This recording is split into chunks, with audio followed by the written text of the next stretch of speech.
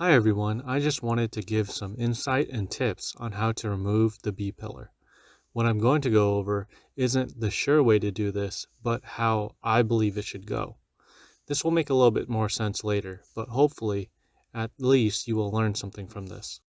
The tools that may help you are some trim tools, something a tiny bit thicker than these metal credit cards, and an extra pair of hands. Now let's examine what's under the trim.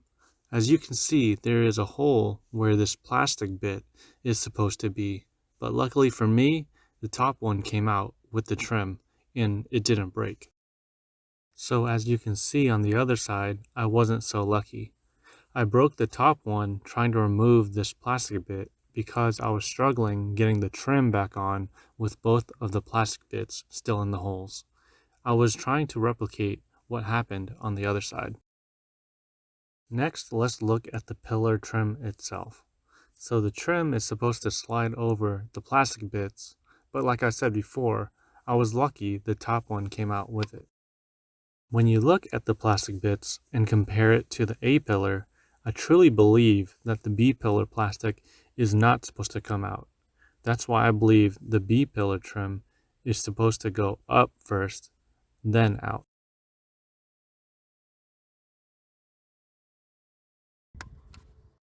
But then again, there is a problem about my theory. The pillar is extremely tight with the headliner, so you would have to push pretty hard up against it.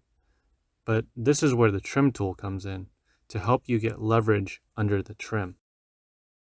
Now executing my theory, you should put most of your force upwards, and then only a little bit outwards after that.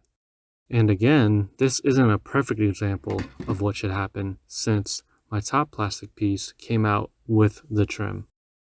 Next, putting it back on, if you're lucky like this, you can just slide the trim over the bottom piece and pop the top in.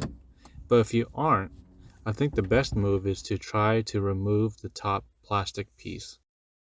In order to do this, let's take a closer look at that piece. And disclaimer, I have not successfully been able to perform this, but it is just a theory.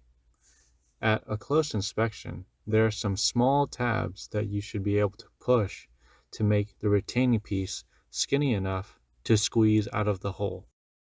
This is where your cards come in, to try and squeeze it from both sides.